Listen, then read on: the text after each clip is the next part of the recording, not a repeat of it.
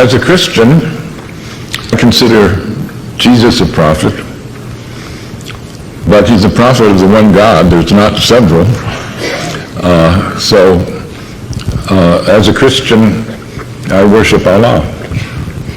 In the Quran, they ask Allah, through Muhammad, how they should pray.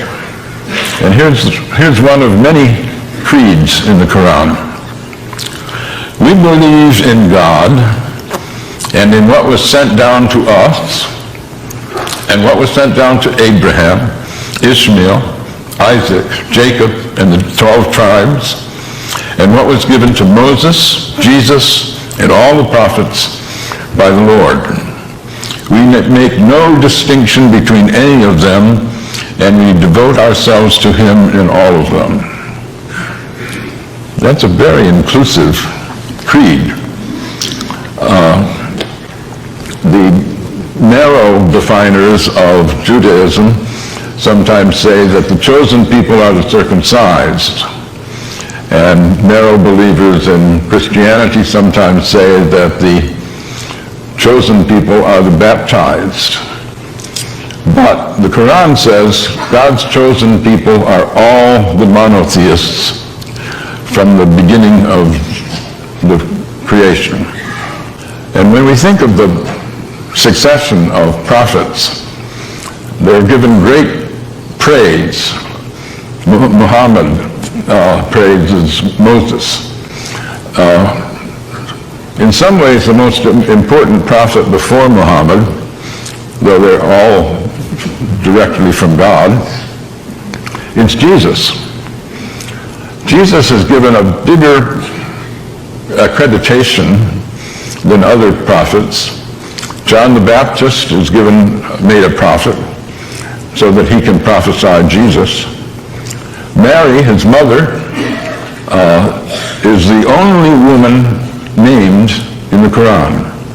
No wife of Muhammad is named. There's no Adam and Eve. There's Adam and spouse.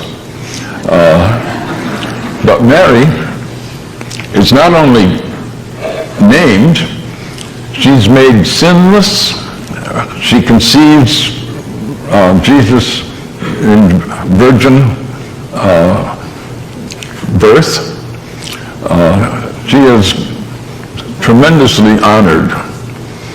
So one asks, if this is such an inclusive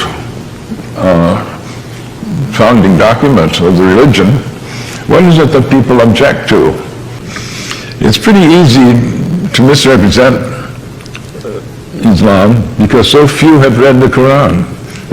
This book I published is a product of my shame. I was embarrassed. After 9/11, I was talking with a group of friends, academic friends, and we were wondering, is this really an Islamic event, the 9/11 attack?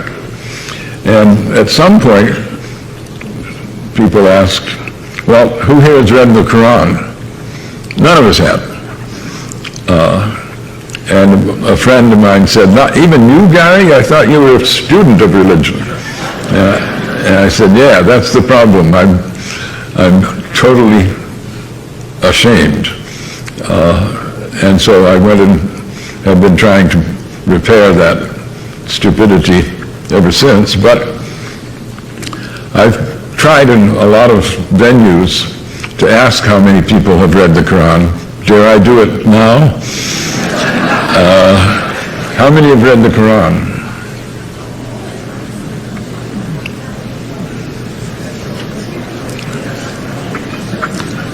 A minority, certainly.